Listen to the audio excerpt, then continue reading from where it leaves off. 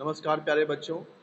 आज दिनांक 24/7/2021। बेटा समय पर लेक्चर ज्वाइन किया करो। 24/7/2021 है और हम लोग 10th स्टैंडर्ड में मैथ्स 2 का पहला चैप्टर समरूपता कर रहे हैं। समरूपता में प्रश्न संग्रह 1.2 चल रहा है। 1.2 में भी कल मुझे सूचना मिली है कि जैसे पिछले वर्ष 25% पोर्शन कट कर दिया गया था, रिड्यूस कर दिया गया था, वही इस बार भी किया गया है। तो इस बार जो है ये 5वां, 6वां, 7वां, 8वां और 9वां ये सब सवाल रिड्यूस किया गया है, यानी परीक्षा में नहीं पूछे जाएंगे। तो सीधा मैं आपको 10वां सवाल बता रहा हूँ। तो 10वां सवाल शुरू करते हैं। 1.2 का 10वां सवाल। यहाँ पर देखो, ये आकृति यहाँ पर दी गई है और यहाँ पर दिया गया है कि बिंदु x त्रिभुज के अंदर है और इस x को त्रिभुज के सब शीर्ष बिंदु से जोड़ा गया है। D से जोड़ा, E से जोड़ा, F से जोड़ा है।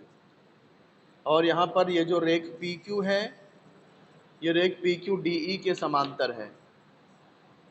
ये जो रेख PQ है ये DE के समांतर है, निशान लगा दिया मैंने। QR EF के समांतर है। QR जो है वो EF के समांतर है। तो रेख PR DF के समांतर है, ये सिद्ध करना है। हमें सिद्ध करना है कि ये PR और DF समांतर है।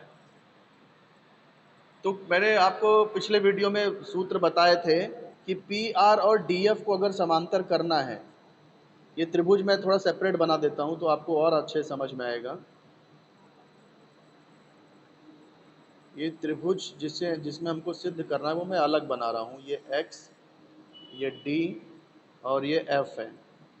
यहाँ पर देखो ये PQ है, PR है। हमको ये सिद्ध करना है कि PR DF के समांतर है। तो ये PR DF के समांतर कब होगा? जब ये जो 3 पॉइंट लाइन से दिख रहे हैं, इनमें ये जो अनुपात है, ये अनुपात और इधर ये अनुपात, ये दोनों अनुपात अगर बराबर हो जाए तो फिर PR और DF समांतर हो सकता है।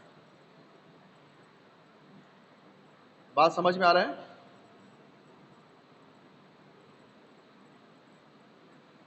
मतलब XR बटे RF बराबर XP बटे PD। यदि ये सिद्ध हो जाए तो हम समानुपात के मूलभूत प्रमेय के विलोम के अनुसार कह सकते हैं कि PR और DF भी समांतर होगा। तो यहाँ पे देखो 3 टाइप के त्रिभुज बन रहे हैं। एक ये, दूसरा एक त्रिभुज इधर बन रहा है DXE, DX और E बन रहा है। यहाँ पे PQ और ये DF, ये DE समांतर दिया है। फिर एक त्रिभुज यहाँ भी बन रहा है X, E और F। यहाँ पर एक QR जो है वो EF के समांतर दिया गया है। तो ये दो त्रिभुज में देखो हम लोग समानुपात का मूलभूत प्रमेय लगा सकते हैं, क्योंकि यहाँ ये अनुपात दिया गया है। तो ये सवाल कैसे करेंगे? सबसे पहले तो ये आकृति बनानी चाहिए आपको। ये जो आकृति दी है ये बनाओ। ये आकृति बन गई। क्या नाम है? DEF।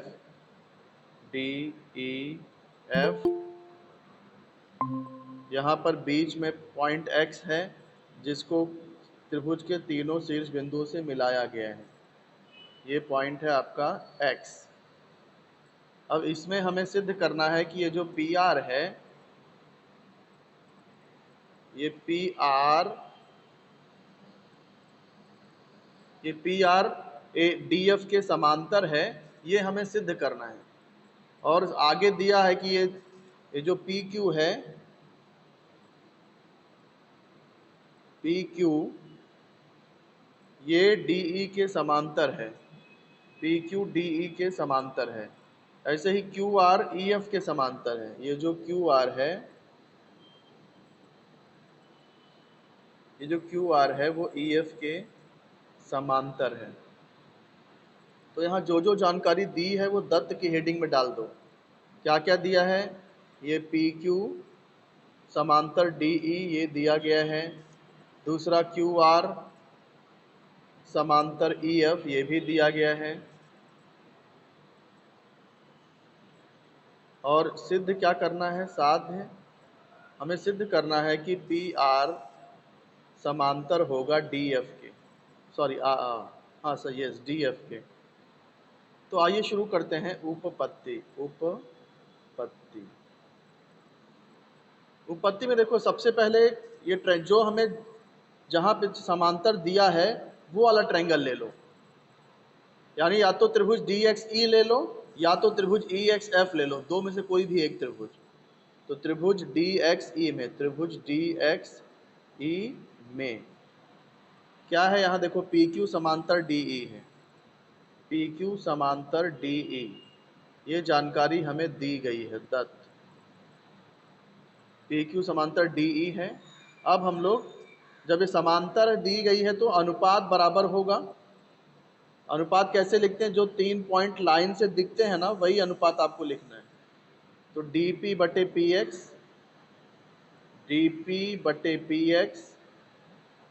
बराबर क्या हो जाएगा? EQ/QX। कौन सा फार्मूला बोलते हैं इसको? समानुपात का मूलभूत प्रमेय इसे कहते हैं। इस स्टेप को नंबर 1 मान लेते हैं। अब नंबर 2 में हमने यहाँ पे क्या लिया था? DXE ये त्रिभुज लिया था। दूसरा त्रिभुज में क्या है? त्रिभुज EXF ले लेते हैं क्योंकि इसमें भी समांतर दिया है। तो त्रिभुज XEF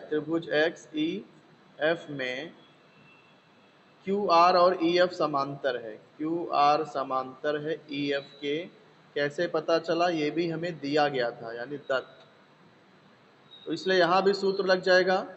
3 पॉइंट यहाँ कौन से हैं? XQE और XRF, ये एक रेखी पॉइंट्स हैं।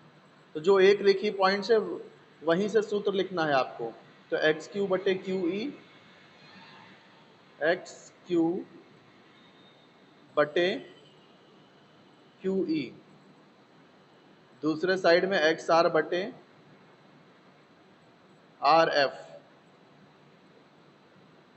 कौन सा सूत्र है? यही जो ऊपर हमने लिखा है वही लिखना होगा। समानुपात का मूलभूत प्रमेय। इस स्टेप को नंबर 2 दे दो।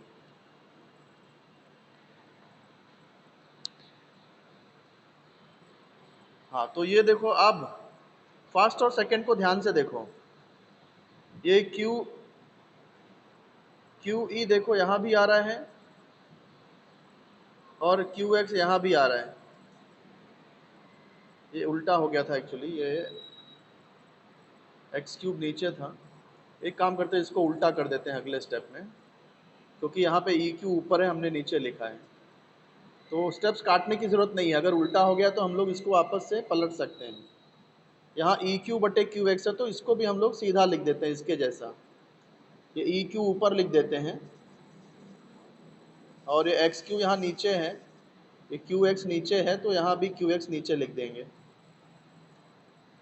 तो जब हमने इसको यहाँ पर उल्टा कर दिया तो यहाँ पर भी इसको भी उल्टा करना पड़ेगा। नीचे वाला ऊपर और ऊपर वाला नीचे। तो इसको हम लोग थर्ड मान लेते हैं।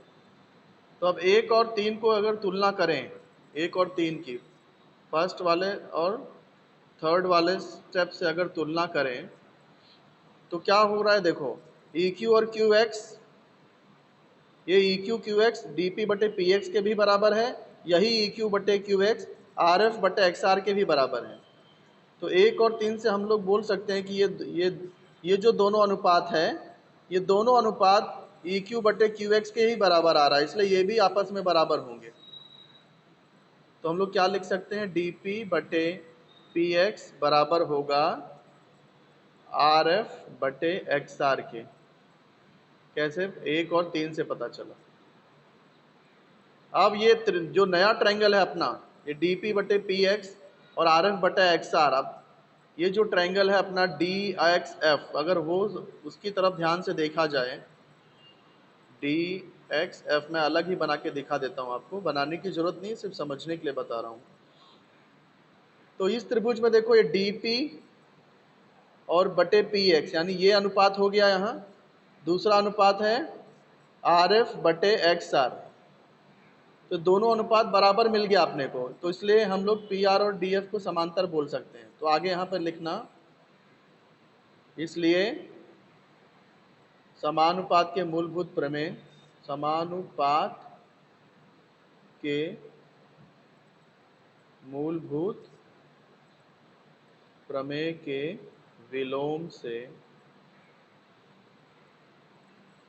समानुपात के मूलभूत प्रमेय के विलोम से हम लोग लिख सकते हैं कि त्रिभुज डी एक्स एफ में, त्रिभुज डी एक्स एफ में पी आर समांतर डी एफ, पी आर समांतर डी एफ, और यही हमें सिद्ध करना था, पी आर समांतर डी एफ। बेटा ये कहीं पर डाउट है कि सब चीज़ समझ में आ गया है?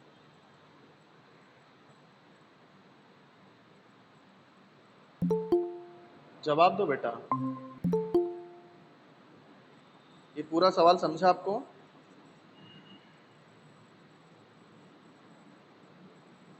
माइक ऑन करके उत्तर दीजिए। समझा तो आगे बढ़ा जाए, नहीं समझा तो वापस समझाऊं।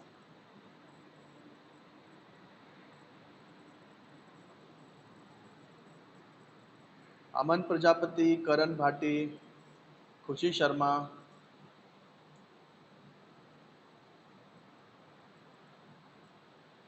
कोई जवाब नहीं।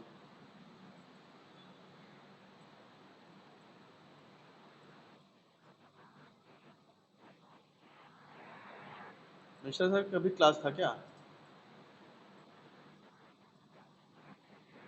तो अभी खत्म हुआ? अच्छा ठीक है, ठीक है, चलो शुरू करते हैं। वापस से समझा रहा हूँ मैं आपको। देखो सवाल मैं आपको सीधा 10वां बता रहा हूँ, इसके पहले के सवाल सब रिड्यूस कर दिए गए हैं, वो परीक्षा में नहीं पूछे जाएंगे। सीधा 10वां सवाल मैं बता रहा हूँ आपको। 10वें सवाल में देखो एक त्रिभुज डी ई एफ दिया गया है और उसमें त्रिभुज के अंदर बिंदु एक्स है। देखो ये त्रिभुज यहाँ दिया गया है, त्रिभुज डी ई एफ, यहाँ बिंदु एक्स त्रिभुज के अंदर है, जिसको तीनों त्रिभुज के तीनों शीर्ष बिंदु से मिलाया गया है। फिर यहाँ पर हमें ये सिद्ध करना है कि ये पी आर और डी एफ ये एक दूसरे के समांतर होगा, और हमें ये दिया है कि पी क्यू डी एफ समांतर है, क्यू आर और ई एफ समांतर है, ये दिया है। तो आपको मैंने एक फार्मूला बताया था, देखो क्या फार्मूला बताया था, वापस से रिपीट कर दूं, याद दिला दूं आपको। समानुपात का मूलभूत प्रमेय में मैंने आपको सिखाया था कि जैसे कि कोई त्रिभुज है ए बी सी, और ये अंदर कोई पी क्यू यदि बी सी के समांतर हो, तो हम लोग फार्मूला लगाते हैं, समानुपात का मूलभूत प्रमेय उसको बोलते हैं। फार्मूला कैसे लगाते हैं, ये 3 पॉइंट जो लाइन से दिख रहा है ना, ये साइड में भी देखो 3 पॉइंट लाइन से है, ये साइड में भी 3 पॉइंट लाइन से है। तो ये जो 3 पॉइंट है, इसी पर आपको चलना है। ए से पी पे आओ, पी से बी पे आओ, ये साइड में भी ए से क्यू पे आओ, क्यू से सी पे आओ। तो फार्मूला क्या बनेगा, ए से पी पे यानी ए पी हो गया, फिर पी से बी पे यानी पी बी हो गया। ऐसे ये साइड में भी ए से क्यू, ए क्यू, फिर क्यू से सी, क्यू सी। समझे कि नहीं? या फिर आप उल्टा भी कर सकते हो, आप या तो बी से ए की तरफ अगर बढ़ते हो तो बी से पी, पी से ए, बी से पी यानी बी पी बटे पी से ए यानी पी ए। तो ये साइड में भी हमको ऐसे ही चलना पड़ेगा, सी से क्यू, सी क्यू, फिर क्यू से ए यानी क्यू ए। बात समझ में आ रहा है? ऐसे देखो ये ट्रायंगल ऐसा भी हो सकता है पी क्यू आर, और ये देखो ये एक्स वाई। एक्स वाई अगर आपको समांतर कोई कह दे कि एक्स वाई और पी आर समांतर है, तो अब ये फार्मूला वापस से लगा सकते हैं। वापस से 3 पॉइंट आपको देखना है, क्यू वाई आर ये एक रेखा में है, इधर क्यू एक्स और पी ये एक रेखा में है। तो क्यू से अगर आर की तरफ आना है तो कैसे आओगे, कौन बताएगा तो जल्दी बोलो कोई। क्यू से आर की तरफ आना है, क्यू वाई बटे वाई आर, और ये साइड में, ये साइड में देखो हम लोग क्यू से आर, हाँ बोलो बोलो बोलो।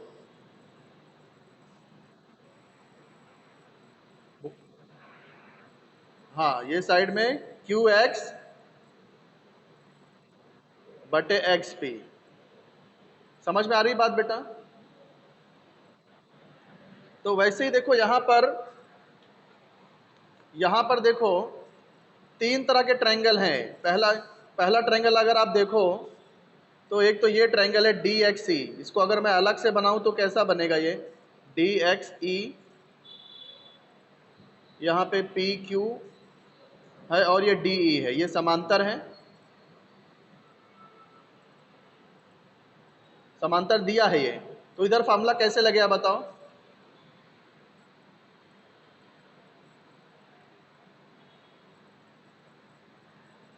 हाँ बोलो। ई ई क्यू क्यू बटे क्यू एक्स। अब वो साइड में बोलो, वो साइड में डी पी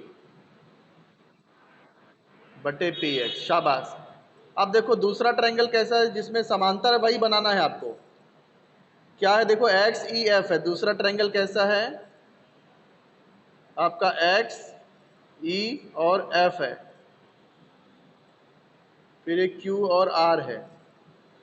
यहाँ क्यू आर और ई एफ समांतर दिया गया है। यहाँ फार्मूला बताओ इसमें कैसे लगेगा?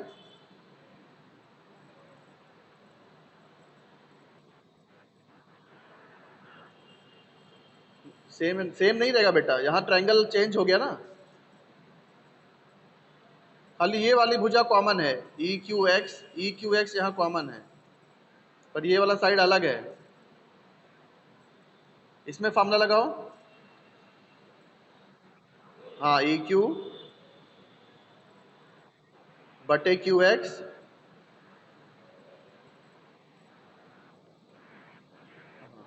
हाँ एफ आर। नहीं रे बेटा ऐसे, हम लोग यहाँ कैसे ई से एक्स की तरफ गए थे ना, तो यहाँ एफ से एक्स की तरफ जाना है, डायरेक्शन सेम होना चाहिए। हाँ एफ आर बटे,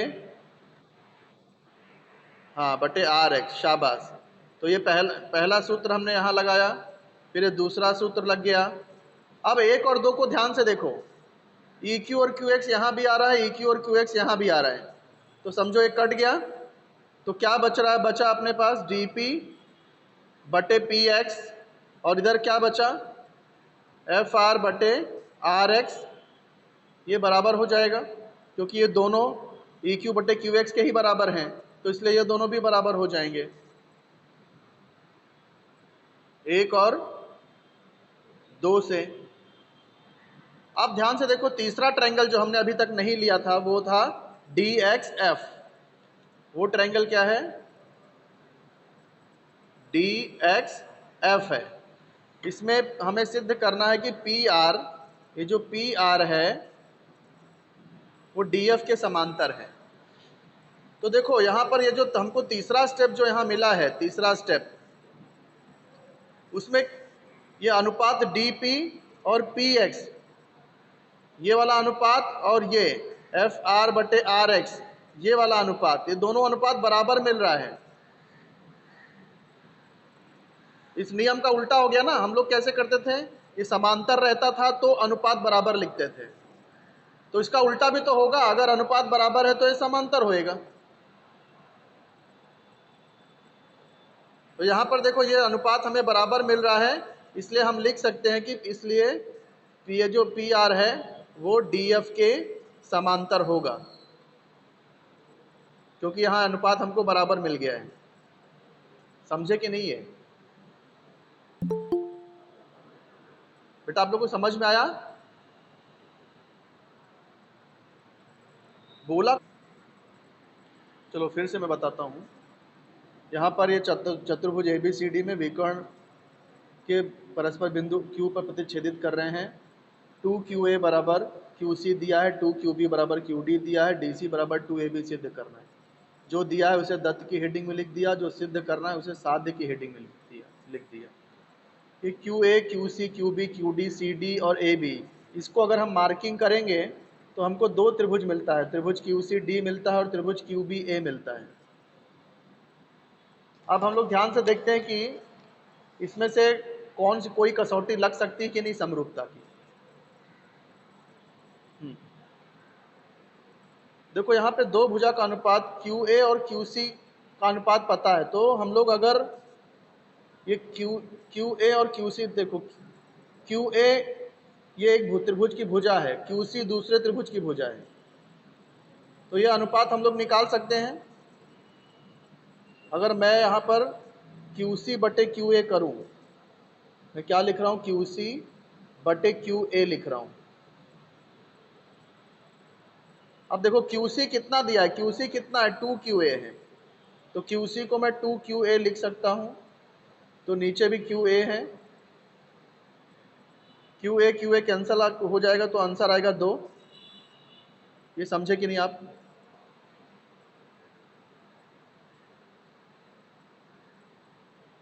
दूसरा क्या है, देखो QB और QD का अनुपात है, तो हम लोग ये QD पहले ले लेते हैं, QD बटे QB कर देते हैं, QB वापस से QD कितना है, QD 2QB है, तो QD को 2QB लिख दूंगा, नीचे QB वैसे ही रहेगा, ये आंसर आ जाएगा 2, नंबर 2। देखो दोनों अनुपात बराबर मिल रहा है, QC बटे QA भी 2 आ रहा है और QD बटे QB भी 2 आ रहा है, तो 1 और 2 से हम लोग क्या लिख सकते हैं, QC बटे QA बराबर QD बटे QB लिख सकते हैं, क्योंकि दोनों का आंसर 2 है। अब ध्यान से देखो, दोनों भुजा में कौन सा पॉइंट कॉमन है, QC QD में देखो, पॉइंट बोल रहा हूँ, पॉइंट कौन सा पॉइंट कॉमन है,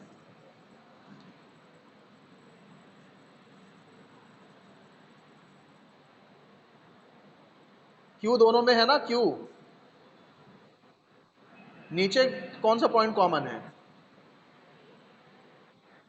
Q है, तो हम लोग देख लेते हैं कि तो हम लोग अगर सिद्ध कर दें कि ये एंगल Q यानी एंगल CQD और एंगल AQB अगर बराबर कर दें सिद्ध, तो ये भू को भू कसौटी से समरूप हो जाएगा।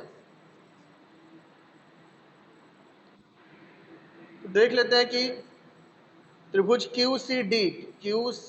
QCD में देखो, QCD में ये एंगल Q इधर है और ये त्रिभुज AQB में एंगल Q इधर है। क्या ये दोनों एंगल बराबर होंगे, ये एंगल Q और ये एंगल Q बराबर होंगे कि नहीं होंगे, बताओ? क्यों? कारण?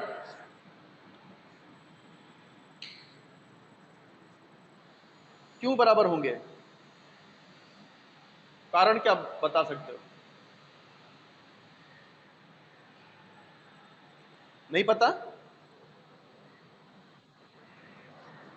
बेटा जब दो कोण मिलके x जैसा आकार बनाते हो, जब दो कोण मिलके x जैसा आकार बनाते हो, तो ये जो सामने वाले कोण होते हैं उनको शीर्षाभिमुख कोण बोलते हैं और इनके माप बराबर होते हैं।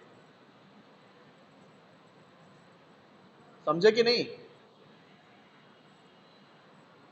तो यहां पर भी देखो, यहां पर भी ये त्रिभुज QCD का जो कोण Q है और त्रिभुज ये QAB का जो कोण Q है, ये दोनों शीर्षाभिमुख कोण है, इसलिए ये कोण Q सर्वांगसम होंगे। तो हम लोग यहाँ पे लिख सकते हैं, मेरे को कोण Q लिखना है तो कैसे लिखूंगा, Q बीच में आना चाहिए, तो Q बीच में अगर आना है और CQD ही यूज करना है तो कैसे लिखोगे? हमको 3 अक्षर यूज करना है, C Q और D, और Q बीच में लिखना है तो कैसे लिखूंगा? CQ बस डी, सी क्यू डी, कोण क्यों लिख रहा हूं मैं, सी क्यू डी हो जाएगा। अच्छा नीचे अगर मुझे कोण क्यों लिखना है, नीचे से कोण क्यों लिखना है तो कैसे लिखूंगा? हाँ, कोण ए क्यू बी, ये दोनों कोण सर्वांगसम होंगे। क्यों सर्वांगसम होंगे? क्योंकि ये शीर्षाभिमुख कोण है।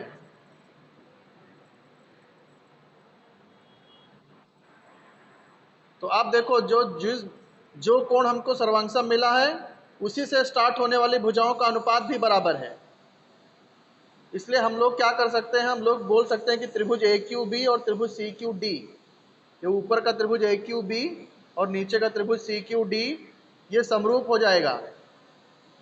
कारण भू को भू कसौटी। अब ये त्रिभुज समरूप है तो समरूप त्रिभुज की संगत भुजाएं बराबर होते हैं। तो इसकी तीनों संगत भुजाएं क्यों लिख रहा हूं मैं? क्योंकि हमें ये भुजा का अनुपात निकालना है, सी डी और ए बी। तो तीनों संगत भुजा का अनुपात लिख दे रहा हूं मैं, ए क्यू बटे सी क्यू, क्यू बी बटे क्यू डी और ये ए बी बटे सी डी। क्योंकि समरूप त्रिभुज की संगत भुजाएं समानुपात में होती हैं। इसके बाद में देखो क्या करेंगे हम लोग, हमको ये बाइक बंद करो। हमको यहाँ पे देखो QC का मान 2QA दिया है, QC का मान 2AQ दिया है, तो QC के जगह पे 2QA लिख सकते हैं। QC की जगह पे 2AQ लिखेंगे तो AQ कैंसिल आ जाएगा। जैसे मैं साइड में करके बताता हूँ, AQ वैसे लिख रहा हूँ मैं, नीचे CQ है, लेकिन CQ कितना दिया है, जो CQ है वो 2QA है, तो CQ को 2QA लिखूंगा मैं। फिर QB बटे QD, तो QB वैसे लिखता हूं, और QD देखो QD कितना 2QB है, तो QD को मैं 2QB लिख देता हूं। लास्ट में AB बटे CD है, तो AB और CD का अनुपात तो हमें ज्ञात करना है, तो लास्ट वाला मैं वैसे लिख दूंगा AB बटे CD। देखो ये कैंसिल हो जाएगा, ये भी कैंसिल हो जाएगा, तो कितना, दोनों का आंसर एक ही आ रहा है, 1/2। दोनों का आंसर कितना आ रहा है, ऊपर का कुछ नहीं यानी 1, नीचे 2, और ये बराबर क्या आ रहा है, AB बटे CD आ रहा है। अब इसका अगर तिर्यक गुणा किया जाए तो 1 इंटू CD करोगे तो CD आ जाएगा, 2 इंटू AB करोगे तो 2AB आ जाएगा, तो CD बराबर 2AB आ जाएगा। मैं थोड़ा सा इससे अलग हट के कर रहा हूं क्योंकि ये ज़्यादा आसान है। तो यही हमें सिद्ध करना था, CD बराबर 2AB।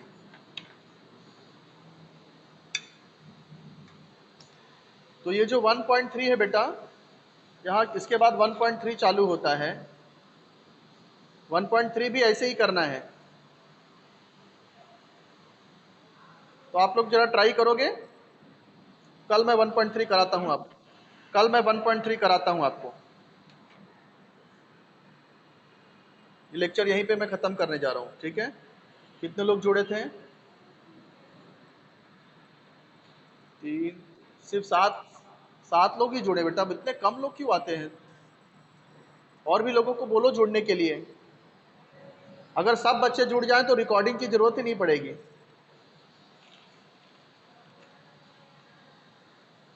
तो आज सिर्फ 7 लोगों ने लेक्चर अटेंड किया, 7 पार्टिसिपेंट। ठीक है, इसका रिकॉर्डेड लेक्चर मैं यूट्यूब में भेज दूंगा, जो लोग अटेंड नहीं किए हैं वो लोग रिकॉर्डिंग देख लेंगे और उससे समझेंगे। अब आप लोग जा सकते हैं बेटा, ये वीडियो यहीं पे समाप्त करता हूँ।